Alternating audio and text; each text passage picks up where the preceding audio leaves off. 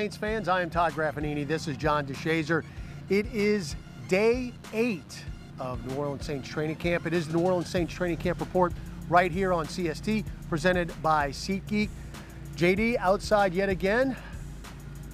Mild temperatures, not too bad for an August day, but a lot of good work done again. And as we've seen the defense the last couple of days really win the day, thought the offense turned the tables a little bit this afternoon. Yeah, we heard Coach Sean Payton talk about ebbs and flows, even in practice and in games. And I thought the offense started hot in training camp. The defense kind of caught up for 3 or 4 consecutive days. And today, the offense retook the reins. I mean, I thought they were really successful. I thought both quarterbacks, Jameis Winston and Taysom Hill, both were really sharp in their progressions and their reads and the throws.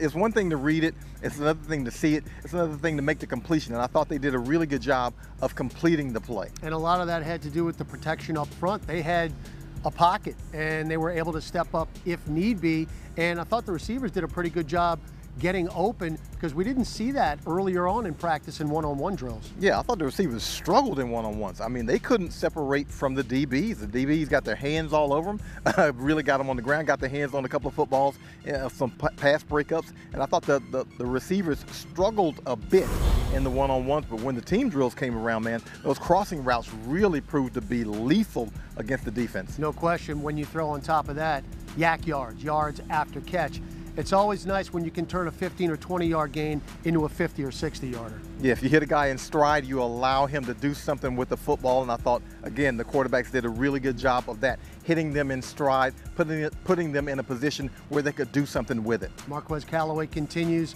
to be a standout, as in the absence of Traquan Smith, he really right now is the #1 receiver. But these young guys, and Coach Payton mentioned this after practice, these young guys have had a chance now to go consecutive days with an install, and that's made them a little bit more comfortable running their routes.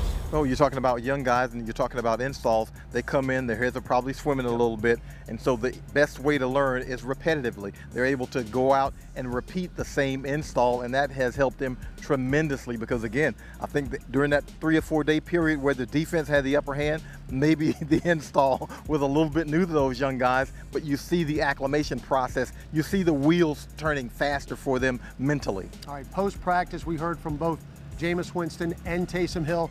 Lots to get to. Here they are. You know, as training camp goes on and evolves, I think your timing with your receivers and, you know, all that stuff continues to be a little bit better. And the way that we've done this training camp is we've had, you know, 3 practices at the same install, which I think has allowed for young guys to step up and play fast. You know, there's usually a learning curve as new guys gets in the offense, and says, you know, this is our first full weekend of practice, and you've seen that. I think that makes a quarterback great is, you know, his decision making, his accuracy, timing, and so as I'm evaluating my film, those are the things that I'm paying attention to. You know, obviously complete, incomplete, and there's matchup, personnel things, stuff like that, but there are 3 things that I pay attention to. You know, the decision making, was the accuracy there, was it complete, incomplete, you know, and those are what I evaluate. How can I process the information quickly? You know, how can I execute better? Was it the right decision, right? And that's it. I try to keep it simple. I don't try to get too in-depth. You know, typically when you overthink things, it's not really the right thing. We try to keep everything simple and go out there and execute.